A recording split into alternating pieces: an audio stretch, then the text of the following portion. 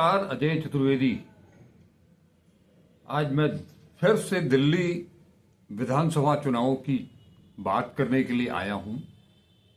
कल गुणा गणित के हिसाब से मैंने आपको ये बताने की कोशिश की थी कि दिल्ली में अगर जिस ढंग से कांग्रेस चुनाव लड़ रही है, राहुल गांधी ने जिस तरह से चुनाव की शुरुआत की, चुनाव की मुनादी की, उसके बाद से कांग्रेस लोगों को याद तो आने लगी है। कांग्रेस सीलमपुर में राहुल गांधी ने जिस ढंग से आम जनता को शीला दीक्षित के मुख्यमंत्रित्व काल के 15 साल की याद दिलाई, पूरा देश इस बात का गवाह है कि उन 15 दिल्ली की तस्वीर अगर बदली है तो वो शीला दीक्षित की देन है। चाहे जहां चले जाइए, आपको आधुनिक दिल्ली का जो स्वरूप दिखाई देगा वो शीला दीक्षित की देन है। लेकिन उन्हीं शीला दीक्षित पर तमाम भ्रष्टाचार के आरोप लगाते हुए, सोनिया गांधी के ऊपर भ्रष्टाचार का आरोप लगाते हुए अन्ना आंदोलन से निकले अरविंद केजरीवाल ने सबसे पहले 2013 में बीजेपी को हरा करके मात देते हुए जो चंद दिनों की सरकार बनाई, वो कांग्रेस के सहयोग से थी। वो एक अजीबोगरीब स्थिति थी। शुरुआत वही थी, बीजेपी को सत्ता में नहीं आने देना है, इसके लिए चुनाव से पहले, मतगणना से पहले, चुनाव परिणाम आने से पहले जो अरविंद केजरीवाल कांग्रेस को लेकर के, दिल्ली की मुख्यमंत्री शीला दीक्षित को लेकर के, सोनिया गांधी को लेकर के, शरद पवार को लेकर के तमाम आरोप प्रत्यारोप, आरोपों की झड़ी लगा दी थी। बीजेपी को नहीं आने देना है, इस नाते कांग्रेस ने आम आदमी पार्टी को समर्थन दिया और कुछ ही दिन के बाद आम आदमी पार्टी ने विधानसभा को भंग करके फिर से चुनाव मैदान में जाने की ठानी और नतीजा ये निकला कि वो 68 सीट जीत करके आए।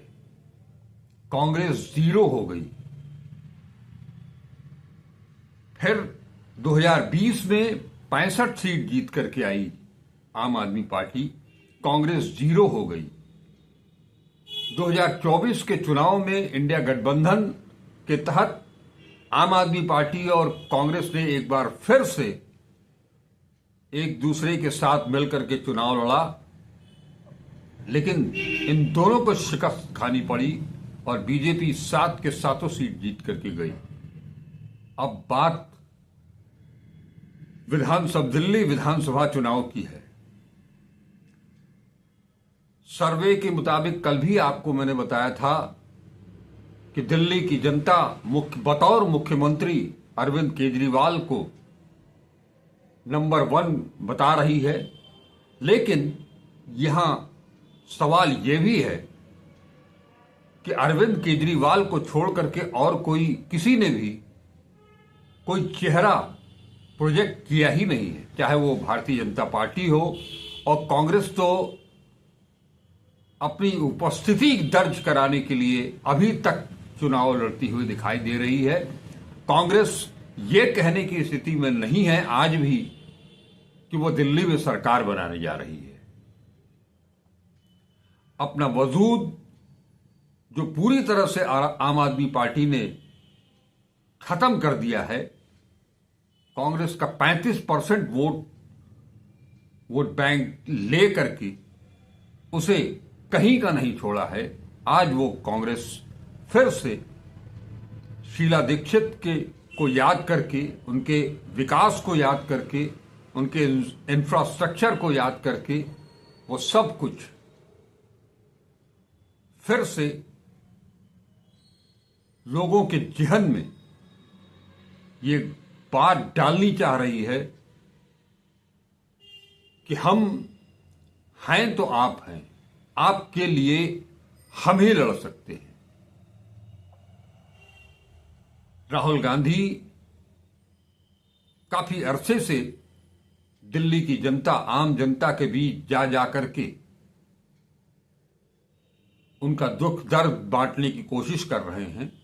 हालांकि सीलमपुर के बाद कल जो सदर बाजार में उनकी सभा होनी थी उसमें वो नदारत रहे। मुस्तफाबाद में उनकी सभा होनी है, लेकिन क्या राहुल गांधी ऐन वक्त पर जो वो अस्वस्थ हुए हैं, राहुल गांधी की अस्वस्थता जब वो बिहार दौरे पर गए थे उस समय भी साफ साफ परिलक्षित हो रही थी। उनका गला बैठा हुआ था, बड़ी मुश्किल से वो कांग्रेस की रैली में या संविधान सुरक्षा सम्मेलन में अपनी बात रख पाए। लेकिन उसके बाद से बेलावी के कांग्रेस अधिवेशन में भी वो, सम्मेलन में भी वो नहीं गए। बापू की प्रतिमा का अनावरण और विश्वविद्यालय के उद्घाटन के मौके पर भी वो नहीं गए। कल वो सभा में नहीं आए। पब्लिक उन्हें खोज रही है, लेकिन वो दिखाई नहीं दे रहे हैं। इसे लेकर के जनता काफी उत्सुक भी है कि आखिर राहुल गांधी को क्या हो गया है कि वो जनसभाओं से दूर होते चले जा रहे हैं, पब्लिक में दिखाई नहीं दे रहे हैं।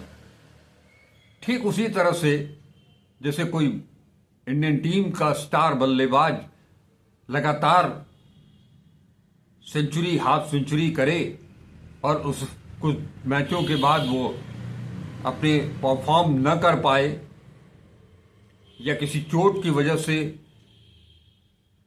बाहर हो जाए, उस ढंग से राहुल गांधी को दिल्ली की जनता, देश की जनता याद कर रही है। कल भी मैंने आप लोगों को बताया था कि 20 विधानसभा सीटों में 70 सीटों वाली विधानसभा में से 20 सीटों पर कांग्रेस का ज्यादा फोकस है। बड़े बड़े नामचीन लोगों को, बड़े नेताओं को मैदान में उतारा गया है प्रत्याशी बना करके। सारी जद्दोजहद इसीलिए है कि कांग्रेस दिल्ली में अपनी उपस्थिति फिर से दर्ज करा सके। दिल्ली में 4% महज वोट कांग्रेस के पास है। कोशिश यह है कि इस 4 को 14 तक पहुंचाया जाए, 15 तक पहुंचाया जाए, मतलब दहाई की संख्या में ले आया जाए। और अगर वास्तव में दहाई की संख्या पार करती है कांग्रेस, तो इसका नुकसान आम आदमी पार्टी को ही होना है। बीजेपी को भी थोड़ा बहुत नुकसान जरूर होगा। कांग्रेस जैसे जैसे ऊपर जाएगी, उसका ग्राफ जैसे जैसे ऊपर जाएगा, नुकसान की भरपाई कांग्रेस करती चली जाएगी। लेकिन इस बीच कांग्रेस ही एक मात्र पार्टी है जो धर्म के नाम पर, मजहब के नाम पर चुनाव नहीं लड़ रही है, कहीं नहीं लड़ती है। ये उसके कैरेक्टर में नहीं है। वहीं भारतीय जनता पार्टी और आम आदमी पार्टी दोनों का झुकाव धर्म, कम से कम धर्म की ओर तो रहता ही है, धार्मिक कृत्यों की तरफ तो रहता ही है। बजरंगबली आम आदमी पार्टी के लिए तो भारतीय जनता पार्टी तो पूरे हिंदू धर्म का ठेका ही लिए हुए है। और आज कल मैंने आपको बताया था कि 5 फरवरी को जिस दिन मतदान होना है, उस दिन प्रधानमंत्री नरेंद्र मोदी प्रयागराज में होंगे, संगम में महाकुंभ स्नान के लिए। यानी 5 तारीख, 3 तारीख जिस दिन कन्वेंसिंग खत्म होगी, उस दिन से लेकर के और 5 तारीख तक सुबह से शाम तक एक तरफ दिल्ली में लोग मतदान करते होंगे और दूसरी तरफ पूरे दिन मीडिया नरेंद्र मोदी नरेंद्र मोदी नरेंद्र मोदी इसी की माला जपती हुई दिखाई देगी। और ये प्रक्रिया 3 तारीख से ही शुरू हो जाएगी। चुनाव आयोग को इससे कोई सरोकार होगा नहीं। जब पहले नहीं था तो इस बार होने का कोई सवाल ही नहीं है। इसके पहले भी आप लोग देख चुके हैं कि किस तरह से वो दिल्ली चुनाव होता है तो वो गाजियाबाद में प्रचार करते हैं, कहीं चुनाव होता है तो वो चले जाते हैं अमरनाथ की गुफा में, वहां से भी लाइव टेलीकास्ट होता है ध्यान लगाते वक्त भी। कभी वो गुजरात चले जाते हैं, मतदान के दिन रोड शो करने लगते हैं। इस पर चुनाव आयोग का कोई ध्यान जाता भी नहीं है। वो क्या करते हैं, क्या कहते हैं, इससे कोई सरोकार नहीं है। चुनाव आयोग को अगर बहुत होगा, बहुत दबाव पड़ेगा तो एक जेपी नड्डा साहब को नोटिस चली जाएगी, उसका कोई मतलब भी नहीं होगा। चुनाव संपन्न हो जाएगा, परिणाम उनके हाथ में आ जाएगा, ऐसा उनको लगता है। वहीं आम आदमी पार्टी और केजरीवाल, अरविंद केजरीवाल की तरफ से ये आरोप लगातार बार बार लगाए ही जा रहे हैं कि बीजेपी ने आम आदमी पार्टी के मतदाताओं के नाम वोटर लिस्ट से हटवा दिए हैं और अपने लोगों के नाम उसमें जुड़वा दिए हैं, वो भी एक बल्क में। चुनाव आयोग को इससे कोई सरोकार नहीं है। इन सब से अलग हट करके आज दिल्ली के विधानसभा चुनाव में उत्तर प्रदेश के मुख्यमंत्री योगी आदित्यनाथ की एंट्री हो गई। बहुत दिनों से दिल्ली भाजपा योगी आदित्यनाथ को, जो कि पार्टी के स्टार प्रचारक हैं, उन्हें बुला रही थी और आज वो पहुंचे नई दिल्ली में।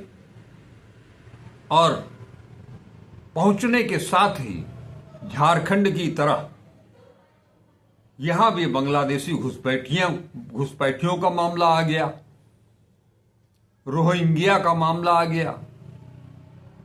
अरविंद केजरीवाल पर तमाम आरोप लगने लगे, आम आदमी पार्टी पर तमाम आरोप लगने लगे कि इन्होंने बांग्लादेशी घुसपैठियों को दिल्ली का बाशिंदा बना दिया, उनको आधार कार्ड बांटे जाने लगे, रोहिंग्या को दिल्ली का वोटर बना दिया गया। इतने से भी अगर बात नहीं बन पाई तो योगी जी ने कह दिया कि दिल्ली में जो बिजली देने का 24 घंटा बिजली देने का स्वांग रच रहे हैं अरविंद केजरीवाल और आम आदमी पार्टी, वो बिजली तो केंद्र सरकार दे रही है। वैसे भी एक चीज तो स्पष्ट है ही है, पिछले 10 सालों से, जब से अरविंद केजरीवाल दिल्ली के मुख्यमंत्री हैं और आम आदमी पार्टी दिल्ली की सत्ता पर काबिज है, फैसला केजरीवाल की कैबिनेट लेती है और वो लागू होगा या नहीं होगा ये तय करते हैं दिल्ली के एलजी, जिनकी नियुक्ति केंद्र सरकार करती है। अब तो एलजी को मुख्यमंत्री से ज्यादा अधिकार भी दे दिए गए हैं। ऐसी स्थिति में दिल्ली का चुनाव किस करवट बैठेगा, ये अभी कहना थोड़ा मुश्किल है। कांग्रेस की चाल धीमी जरूर है, लेकिन अंदर अंदर राहुल गांधी, मल्लिकार्जुन खड़गे, सोनिया गांधी, प्रियंका गांधी, ये सारे लोग मिलकर के इन्होंने जो रणनीति तय की है, वो आखिरी लम्हों में, आखिरी हफ्तों में आक्रामक अंदाज में दिल्ली में धावा बोलने की एक तरह से तैयारी कर ली है कि उनका जो आक्रामक और पैनापन लिए हुए उनका जो अभियान होगा वो कितना गुल खिलाता है, ये आने वाला समय बताएगा। लेकिन इतना तो तय है कि इस बार उत्तर प्रदेश की तर्ज पर दिल्ली में भी कांग्रेस अपनी उपस्थिति दर्ज कराएगी। वो किस तरह से कराएगी और कितना कराएगी, ये वक्त बताएगा। क्योंकि एक चीज तो स्पष्ट हो चली है कि दिल्ली का मतदाता, पूर्वांचली जो दिल्ली में बसते हैं, वो पूर्वांचली मतलब उत्तर प्रदेश और बिहार के लोग, जिनकी तादाद वहां बहुत बड़ी संख्या में है, उनकी भूमिका क्या होगी? क्या वो उसी तरह से कांग्रेस का समर्थन करेंगे जैसे कि लोकसभा चुनाव में उत्तर प्रदेश या देश भर में किया गया? वो मुस्लिम, वो दलित, वो अति पिछड़े ये सारे लोग, ये सारे मतदाता किस तरफ जाएंगे? हालांकि एक चीज तय है कि मुस्लिम वर्ग ये तय कर चुका है देश भर में, और दिल्ली उससे अलग नहीं है, कि जो भी बीजेपी को हराने की स्थिति में होगा वो उसी के साथ जाएंगे। मुस्लिम मतदाताओं की ये पूरी की पूरी कोशिश होगी कि मतों का बिखराव न होने पावे, लेकिन कुछ न कुछ तो बिखराव होगा। और बिखराव अगर होगा तो उसका नुकसान आम आदमी पार्टी को ही उठाना पड़ेगा, क्योंकि मुसलमान की पसंद आम आदमी पार्टी नहीं है।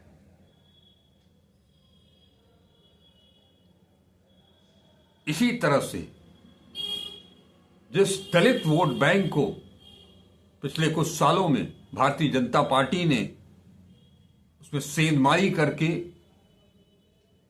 उसे अपना बना लिया था, संविधान, आरक्षण, जाति जनगणना, इन सारे मुद्दों को लेकर के राहुल गांधी ने एक जो माहौल बनाया है, दलित बीजेपी से छिटक करके कांग्रेस की तरफ जाते हुए दिखाई दे रहे हैं और दिखाई देंगे। कुछ जहां तक मुसलमानों का सवाल है, मिस्टर ओवैसी की पार्टी भी वहां चुनाव लड़ रही है। आम आदमी पार्टी के पार्षद को तोड़ करके वो लेकर के आई और उसके मैदान में खड़ा किया है। अब उनके ऊपर केस भी है, बड़ा गंभीर मामला है। जमानत पर चुनाव प्रचार के लिए आना चाहते हैं मगर फैसला हो नहीं सका।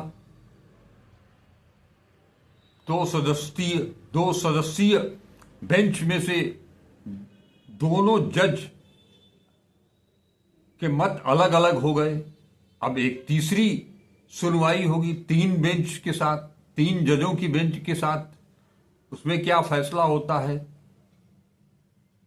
ये तमाम सब कुछ गुणागणित चल रहा है। लेकिन एक सवाल तो है, काशी में 2014 में जब प्रधानमंत्री नरेंद्र मोदी यहां आए थे, तब वो प्रधानमंत्री के दावेदार थे, गुजरात के मुख्यमंत्री थे, तब उन्होंने कहा था कि मां गंगा ने बुलाया है। गंगा काशी में क्या हाल है, ये शायद काशी वालों को बताने की जरूरत नहीं है। अब अगर संगम हाल के दिनों में महाकुंभ को देखते हुए बांधों से अगर पानी, नहरों से अगर पानी न छोड़े गए होते तो संगम में भी क्या स्थिति होती, महाकुंभ में स्नान की क्या स्थिति होती, इसका अंदाजा लगाया जा सकता है। प्रयागराज के लोग, पूर्वांचल के लोग अच्छी तरह से जानते हैं। वहां प्रधानमंत्री डुबकी लगाएंगे आस्था की। क्या कि अरविंद केजरीवाल जो यमुना को स्वच्छ करने का बीड़ा उठा करके आए थे, क्या वो यमुना में डुबकी लगा सकते हैं, आचमन कर सकते हैं?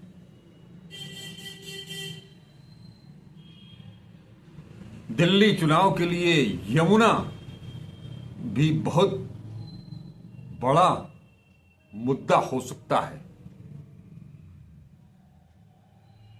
कई चीजें हैं। अब योगी आदित्यनाथ तो बता रहे हैं कि दिल्ली के स्कूलों की हालत बड़ी खराब है, वो बड़ी जर्जर हालत में चल रहे हैं। तो क्या दिल्ली की जनता उस चीज योगी को सुनेगी, या पिछले 10 सालों से स्कूलों को लेकर के, मोहल्ला क्लिनिक को लेकर के, बिजली पानी को लेकर के जो सुख भोग रही है, क्या उससे जनता अगुता गई है, उब गई है? ये सारी चीजें एक साथ बड़ी गोलमोल टाइप की चल रही हैं। लेकिन दिल्ली तो दिल्ली है। आज की तारीख में जब मैं तीनों पार्टियों को लेकर के बात कर रहा हूं, अरविंद, और 3 बड़े नेताओं को लेकर के बात कर रहा हूं, अरविंद केजरीवाल, प्रधानमंत्री नरेंद्र मोदी और राहुल गांधी, मुकाबला निश्चित तौर पर भारतीय जनता पार्टी और आम आदमी पार्टी के बीच में है। मैंने कल भी कहा था कि आम आदमी पार्टी इस चुनाव में सबसे बड़ी पार्टी बनकर के उभरेगी, इसमें कोई संदेह नहीं है। सवाल यह उठता है कि भारतीय जनता पार्टी की क्या स्थिति होगी और कांग्रेस कितने परसेंट वोट हासिल कर पाती है और कितनी सीटें जीत पाती है, अपनी उपस्थिति किस तरह से वो दर्ज कराती है, ये भी बहुत मायने की चीज होगी। और एम्स घूमने के बाद से, मरीजों, तीमानदारों से मिलने के बाद से जिस तरह से राहुल गांधी अस्वस्थ हुए हैं,